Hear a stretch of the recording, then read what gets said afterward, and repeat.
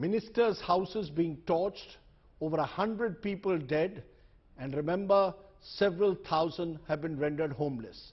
I'm joined at the very outset by two special guests. Reverend Kamsamang is founder, Home Fellowship Movement's coordinator of a relief home here in the national capital where a number of cookies have come. Naraun Kimi Devi is a Metai victim. She's someone who has suffered enormously. Her house was burned down and she has come with her 15-month-old baby to search for a livelihood here in the national capital. I appreciate both of you joining us. I want to come to you, Reverend, first. Give us a sense of the kind of trauma that you and others have gone through in the last 45 days. Thank you, Sir Rasdeep, for this opportunity. And thank you for your concern for the state of Manipur. So the trauma that our people are going through, both the Métis and the Kuki tribes, is hard to describe in words. It's haunting them. It's real. There are people whose families being killed right in front of their eyes. There are people whose house being razed to ground right in front of their eyes. There are people whose future has been taken away. There are people who cannot continue their dream. There are people who cannot continue their jobs. You know, there's so many other things that happen. So this, in fact, was an attack on our identities. So our physical identity that was given to us by God, but also our spiritual identity that we choose to believe. And so how many people are with you in this relief home? How many have escaped with you? How many men, women and children are there at the moment? So at this point we are close to 80 and we have about 38 women, and we have kids as young as 1.5 years to adults as old as 70 years old. All the kids are futureless in the sense because they cannot continue their studies. The young people cannot continue their colleges. Some needs to flee from their respective jobs and homes. So we are dealing with those 80 people at the relief home, and this relief home belongs to is part of the MTFD, but also is in collaboration with the Evangelical Free Church Fellowship of India. Right. And not just the 80 people staying with us, there are close to about 700 to about 1,000 of people being displaced people in the capital city of India right now. Okay, I'm going to actually, I'm just stopping you for a moment because we will have a story on that, on displaced people in a moment. But now, Ram Kimi Devi, tell us your story. You've come here to the national capital with your 15-month-old baby. What happened? Why were you forced to leave? Give us what happened. Hi, actually I am from Chorchanpur, and unlike the other group, I don't have the privilege, we Meitei don't have the privilege or the finance to come to the Delhi.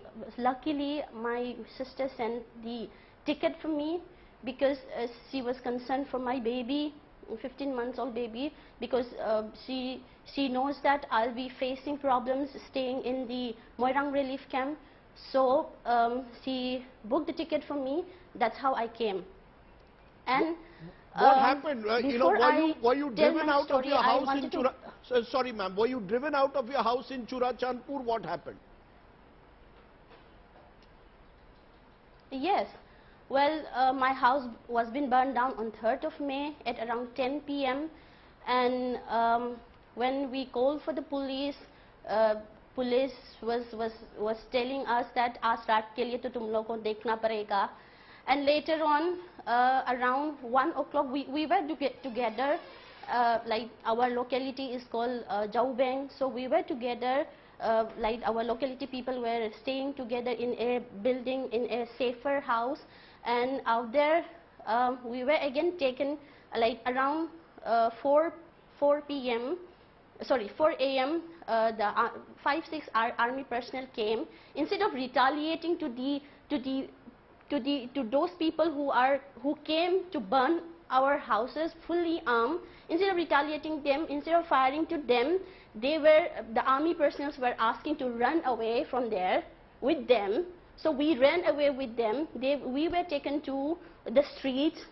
All the Maitais were taken to the streets, and then later on we were taken to the army camp, which is around 1 kilometers away from my house. Were you attacked by your own neighbors? Were they your own neighbors who were attacking you, people whom you knew? No, neighbors were not attacking. In fact, neighbors were helping us. One Zhou family has helped us, right, on the same day, and from that house we came out because army personnel has come to rescue us.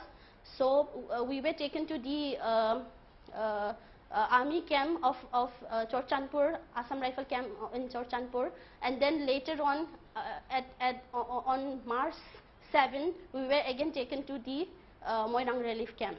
But I wanted to share one more thing out here. My family has been staying in Chorchanpur from my nanny's time. My nanny is one of the oldest street vendor, one of the first street vendor in Chorchanpur Old Bazaar, and my mom is now 80, and she was born and brought up in Chorchanpur. I have lots of good memories, and I have lots of good memories with my cousins in Chorchanpur.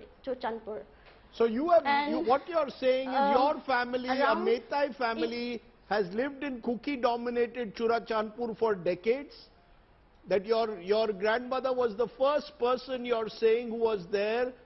She was the first street vendor there, am I correct? That I would like to say that yes, now they had become a Kuki, now they had become under the umbrella of Kuki, but yes, our locality was dominated with Zhou people and Paite people. So it is your how little it's baby now? Like that.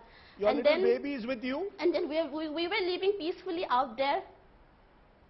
Sorry? Your baby is with you? Yes, sir. Your little 15-year-old baby is with you? Yes, my baby, 15-month-old baby is with me. Your 15-month-old baby is with you. And will you go back to Churachandpur, or you will never go back? No, we cannot go back to Churachandpur because our house is not only being burned. Some houses which were left unburned on 3rd of May, we were being told by our friends that it was some people came, first the ladies came to loot the houses, and then later on around 5 May or 6 May they were being burned, the unburned houses in front of the police, in front of the army people, in spite of being lots of forces sent to the Chorchanpur. Instead of so your house was fully burnt, ma'am. Your house was fully burnt down. Yes, right now my house was fully burned. It was being bulldozed by bulldozer. That's what I was being told.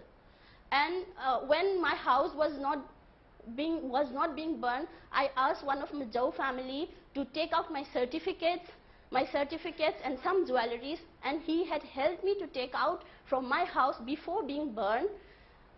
But when I am asking now to provide me through a Meitei Pangal friend who are staying in Chorchanpur, the Meitei Pangal friend is scared, and the Zhou family is scared to hand over my belongings, my certificates through the Meitei Pangal, because by Jedare, by KNO, by militants, they were being threatened to chop off their arms.